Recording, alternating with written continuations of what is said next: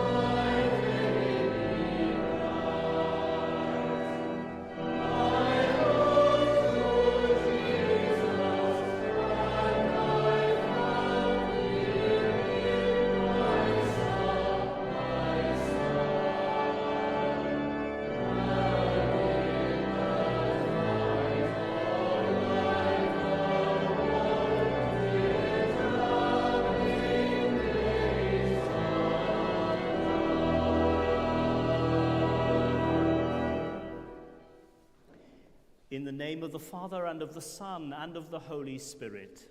Amen. Grace and peace be with you. And keep you in the love of Christ. Happy are they whose transgressions are forgiven, and whose sin is put away. As we gather to celebrate this Holy Eucharist to the glory of God, we prepare ourselves by confessing our sins. From all evil and wickedness, from vanity and jealousy, from hatred and malice, from grasping lust and the subtleties of lying, from hardness of heart, from all that divides us. Holy God, deliver us. in our refusal to recognize our worth, in the piercing of our hearts with the lance of your love. May God deliver us. In all times of our sorrow, in the nights of our pain, in the hour of our dying. May God deliver us. By your passion and death on the cross, by your burial and rest in the tomb, by your glorious resurrection. May God deliver us. By your way of wisdom, by a true repentance, by the body of Christ. May God deliver us. Heavenly Father, we have sinned in thought, word and deed, and have failed to do what we ought to have done. We are sorry and truly repent.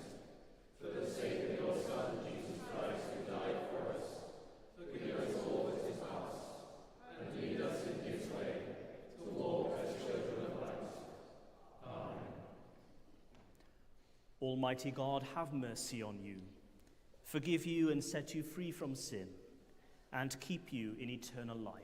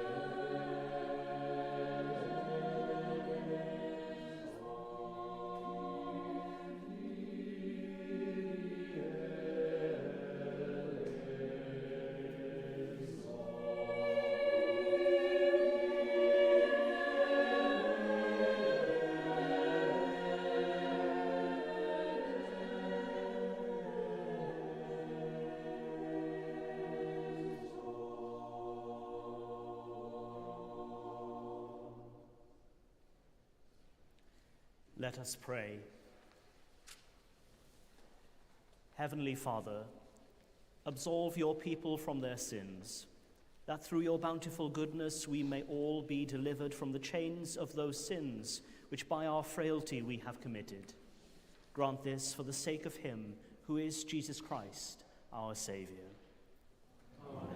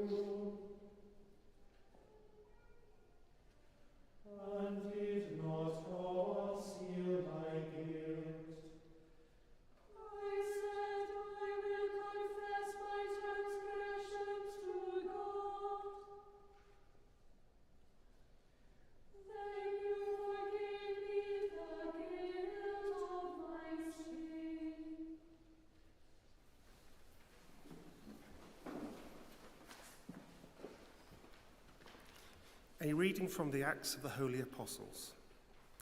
Now, when the crowd heard Peter's address, they were cut to the heart and said to him and to the other apostles, "What should we do?"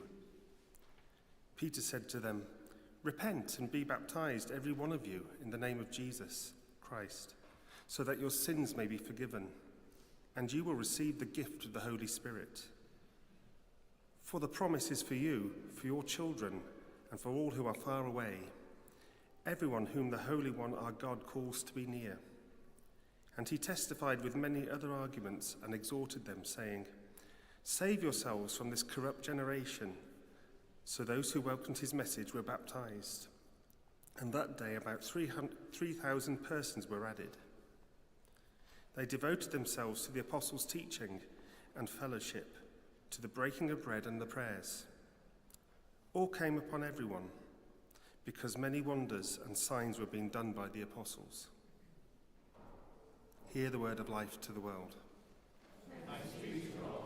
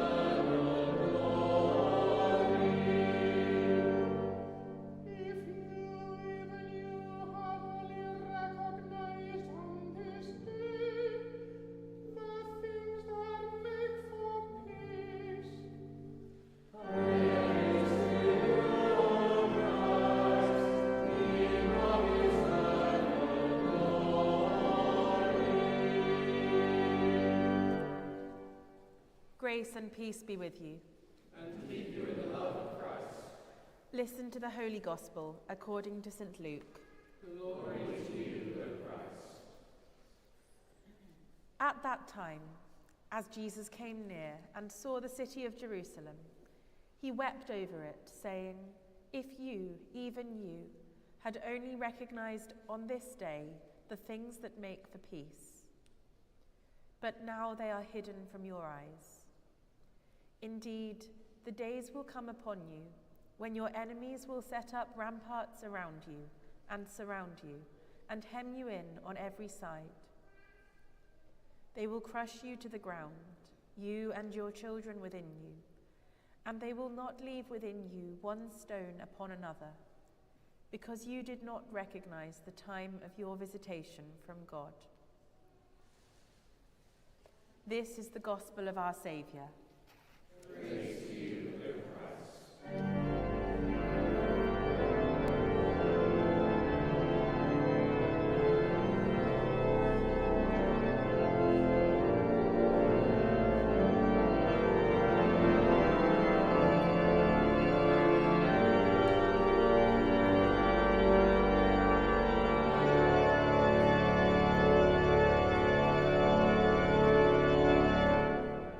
Through him all things were made, God, Creator, Christ, and Holy Spirit.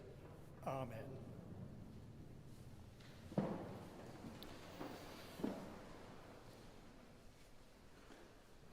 It was a Sunday morning about 8 o'clock, and I was reading through my sermon for later that morning.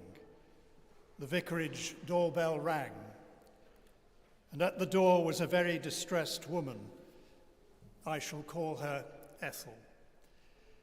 Ethel was well known to me as a faithful, committed worshipper and well known in the local community. She was the sort of person who looked after the single mothers in the community. She went with them to hospital for the birth of their children, and she set up a support group for them hosted by the church. Much loved. Hot, sweet tea was brought, and then the story unfolded. Her son, I shall call him Mick, aged 32 at the time, had been arrested and charged with murder.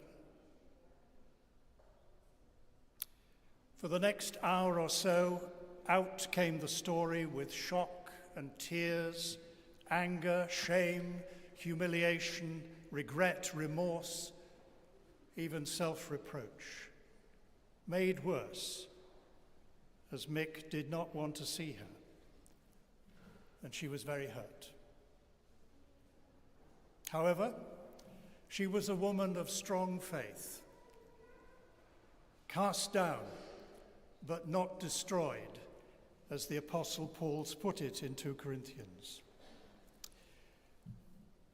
There then followed a shared silence in which the presence of God was palpable. We prayed. We went to the church together and laid this all before God in the Eucharist. Her son Mick had always been a difficult person, but very loyal to his mother, and I went to see him. It was a very brief meeting. He did not want to see me either, which he made very clear in what is best described as unparliamentary language. As I left, I said something like this: "It's not just me that wants to see you, it's your mother. She loves you. Whatever you have done, she will always be there for you." There was no response to that. Mick was not a believer, but I remember that Jesus engaged with people who did not necessarily share either his faith, his culture, or his nationality. Following Mick's conviction, a rota of people from the church and the community took Ethel regularly to see Mick in a prison far away. And in time, he began to face his crime and his behavior in life. Through him, all things were made. Over time, it took many years, Mick let go of incessant bitterness and much, much more. He made his confession and was at peace with God and in part with himself. In time, he made a commitment to Jesus Christ, was confirmed in prison by the bishop. He became a kind of mentor to younger prisoners, supported by an excellent prison chaplain. He studied for an open university degree. But for him, something was missing. He did the most incredible thing. He wrote a letter to the family of the man he had murdered. And in time, they responded, and eventually a meeting was arranged. It's called reparative justice, a very ugly phrase. I call it something else: a deep humanity, motivated by the presence of Jesus Christ, an outpouring of love. That meeting, to begin with, was tense. Words, silences, tears and tears and tears. Cry me a river might begin to cover it. And eventually, there was forgiveness and reconciliation. Through Ethel's love for Mick and Jesus' creative love working in Mick for those young prisoners, we saw the power and love of Jesus in creation through the things he has made. Human beings, whatever they have done or not done, are among the things he has made. Mick died suddenly and unexpectedly. But that is another story. I'm profoundly grateful for all that Ethel and Mick brought to me, to the parish, to my ministry, and to the life of the parish community as a whole. In this season of Lent, I wonder what they might help us with in our journey together. I suggest a few things. The power of love in the most difficult of circumstances, and the response to that love, that creative love of Jesus Christ, bringing something into the situation that was not there before. Mick offers an understanding, a growing understanding of ourselves, not by endless introspection, but an honest knowledge of who we are, what we have done, and of what we are capable. The cost of letting go of destructive life patterns and false assumptions. The alternative is self-delusion, the unwillingness to know and face our real situation before God. It is the price we would pay for holding on to what we have because it is what we know, and we cannot be sure that the future holds anything better. Being in touch with that deep place within us, inside ourselves, where we make our big decisions. I think it asks a question of us. Is my basic orientation towards God or to myself? Am I happy because of God's goodness to me or because I am the center of attention? Discovering who I am, my true self, being made, being accepted as who I am. It's fundamental to our lives to be able to accept ourselves and other people, so that I do not have to live with the expectation that I am only of worth when I am successful, which can force me to make endless demands on myself to achieve particular goals. Rather, for me to rejoice in the person I am and enjoy being myself. For that to happen, Jesus says in today's gospel, if only you had known the way to peace, recognizing God's moment when it comes. It's very easy for us to observe Lent without really getting involved. Giving something up can be a way of avoiding this deeper work. Ethel realized that Jesus recognizes and loves the good in those who are not like him or like us. That he stood alongside the despised and the rejected.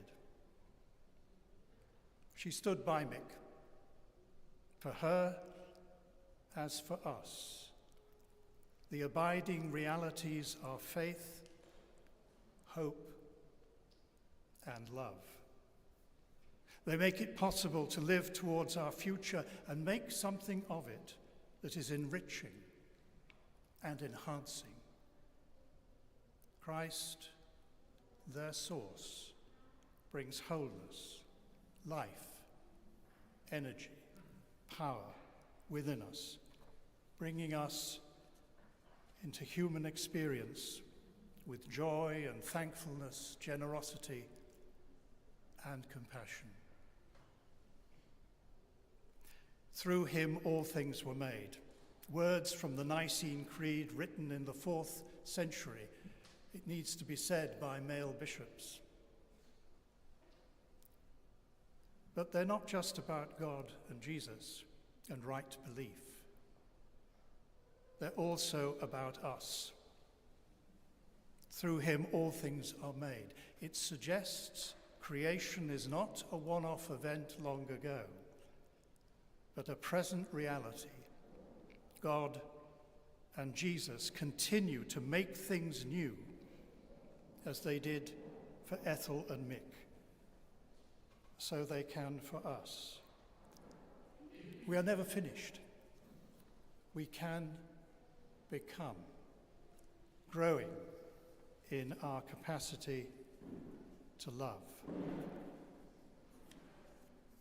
The bread which we break in this Eucharist, is it not the body of Christ broken for you releasing its creative power to make things new, to bring into being things not there before.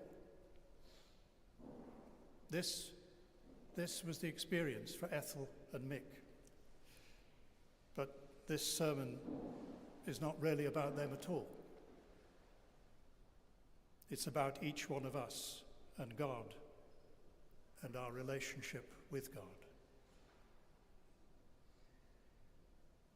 Through him, all things are made. God and Jesus never stop creating.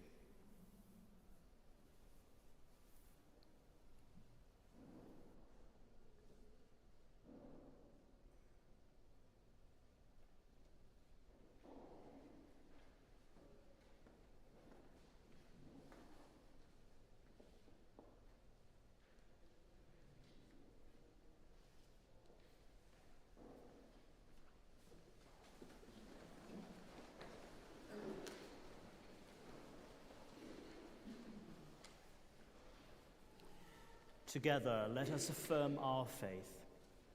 I believe and trust in God the Father, who created all that is.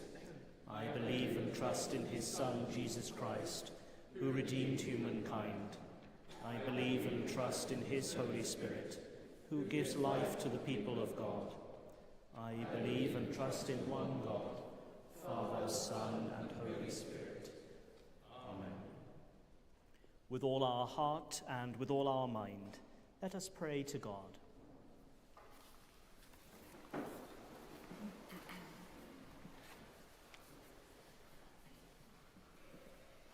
Holy God, fill with your Spirit Christ's body, the Church. Guide Andrew, our Bishop and Archbishop of Wales, and David, Bishop Designate of Bardsey. Give to them with us a deep longing to take up Christ's cross and to understand its mysterious glory. God, in your mercy. Holy God, strengthen those among us preparing for baptism and confirmation. Teach them what it means to die and rise with Christ, and prepare them to receive the breath of his Spirit. God, in your mercy. Holy God, look in your mercy upon the world you loved so much that you sent your Son to love it to the end.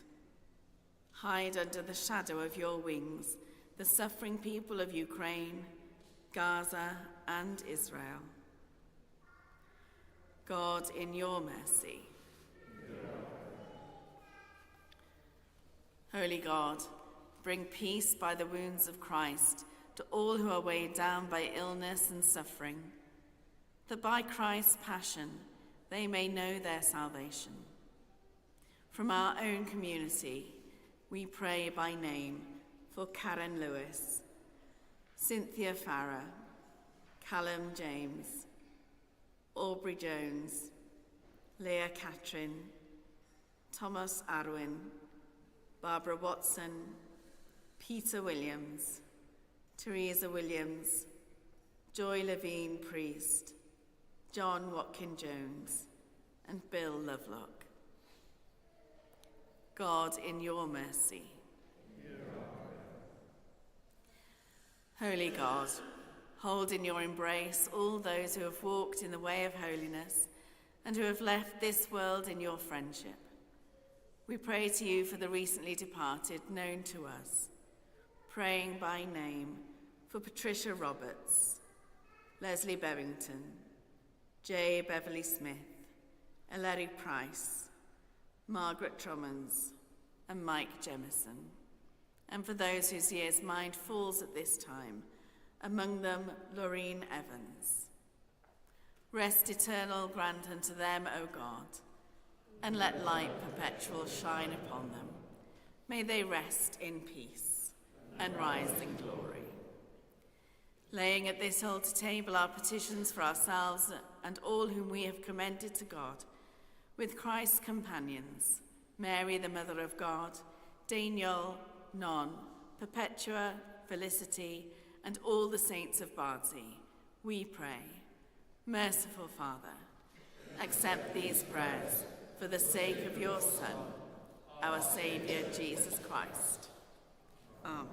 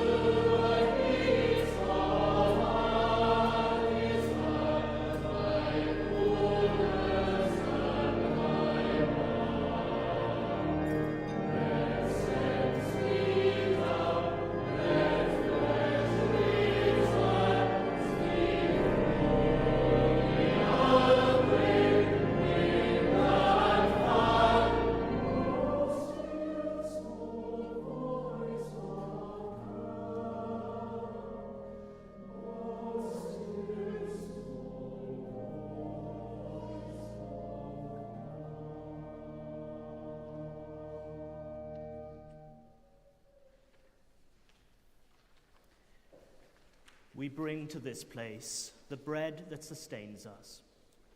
It will become for us the bread of life. We bring to this place the wine that mellows us. It will become for us the Grace and peace be with you. And keep you in the love of Christ. Lift up your hearts. We lift them to the Lord. Let us give thanks to the Lord our God. It is right to give our thanks and praise. It is indeed right. It is our duty and our joy at all times and in all places to give you thanks, Holy Father, all-powerful and ever-living God, through Jesus Christ our Lord, who was tempted in every way, yet did not sin. By his grace we are able to triumph over every evil and to live no longer for ourselves alone, but for him who died for us and rose again. And so with the hosts of angels and all the company of heaven, we proclaim the glory of your name and join in their unending hymn of praise.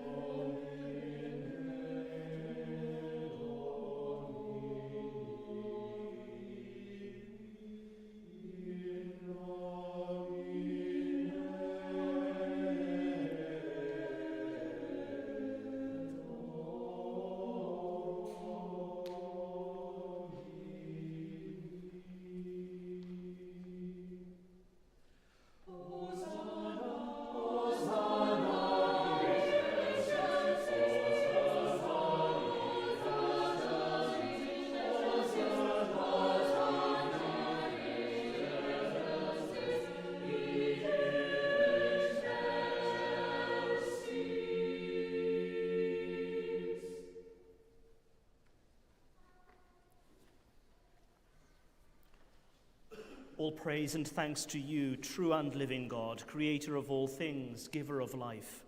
You formed us in your own image, but we have marred that image and fall short of your glory. We give you thanks as you sent your Son to share our life. You gave him up to death that the world might be saved, and you raised him from the dead that we might live in him and he in us. Sanctify with your Spirit this bread and wine, your gifts to us, that they may be for us the body and blood of our Saviour Jesus Christ. On the night he was betrayed, he took bread, and when he had given thanks, he broke it and gave it to his disciples, saying, "Take, eat, this is my body which is given for you. Do this in remembrance of me.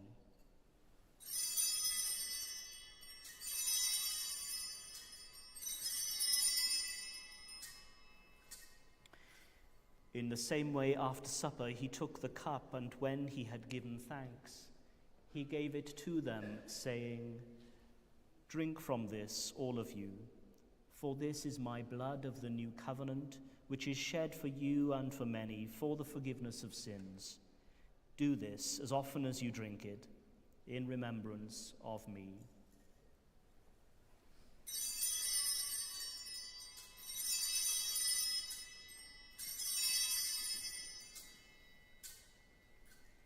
Let us proclaim the mystery of faith. Christ has died. Christ is risen. Christ will come in glory. As he has commanded us, Father, we remember Jesus Christ, your Son, proclaiming his victorious death, rejoicing in his resurrection, and waiting for him to come in glory. We bring to you this bread, this cup. Accept our sacrifice of thanks and praise. Restore and revive your people. Renew us and all for whom we pray with your grace and heavenly blessing. And at the last receive us with all your saints into that unending joy promised by your Son, Jesus Christ our Lord. Through him, with him, in the unity of the Holy Spirit, all honor and glory are yours, Almighty Father, forever and ever.